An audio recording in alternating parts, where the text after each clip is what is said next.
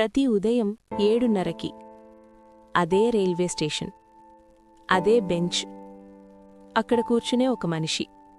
మాట్లాడడు, అడగడు, ఏమీ చెయ్యడు. వయసు సుమారు 45. జనం అతడిని ఇలా పిలుస్తారు, ఆ మూగోడు. కాని అతడు మూగోడు కాదు. అతడు మాట్లాడ్డం మానేశాడు. అరుణ్, 28 ఏళ్ళు, ఐటీ ఉద్యోగం. రోజూ అదే రైలు. మొదట పట్టించుకోలేదు.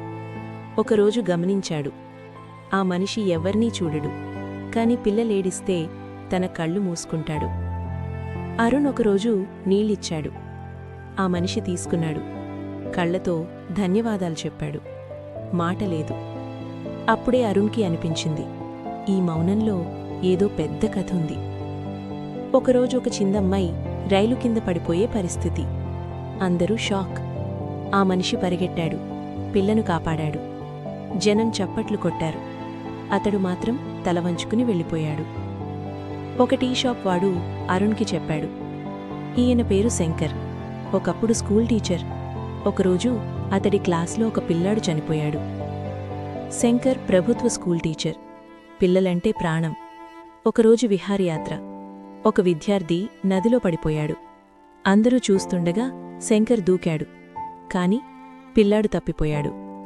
శంకర్ బయటకొచ్చాడు. కాని ఆ పిల్లాడు తిరిగి రాలేదు. పిల్లాడి తల్లి మాట, మీరు టీచరుగారు, మీరు కాపాడాల్సింది. ఆ మాటలు శంకర్లో మాటల్ని చంపేశాయి. అతడు మాట్లాడ్డం మానేశాడు. టీచర్ ఉద్యోగం వదిలేశాడు. జీవితం నుంచి బయటకొచ్చాడు. అరుణ్ శంకర్కి ఒక పేపరిచ్చాడు. అందులో ఇలా రాశాడు, మీరు మాట్లాడకపోయినా మీరు చేసిన మంచి మౌనంగా ఉండదు.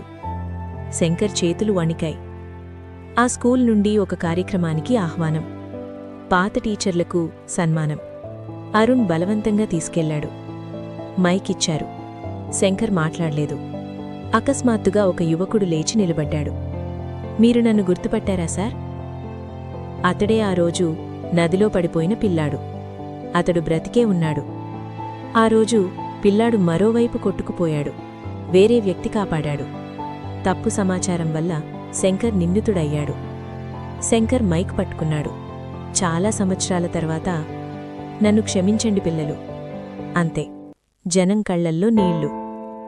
మళ్లీ స్టేషన్, అదే బెంచ్. ఈసారి శంకర్ పక్కన కూర్చున్న పిల్లాడితో మాట్లాడుతున్నాడు. అరుణ్ దూరంగా నిలబడి చిరునవ్వు. కొన్ని మౌనాలు శబ్దం కన్నా ఎక్కువగా మాట్లాడతాయి.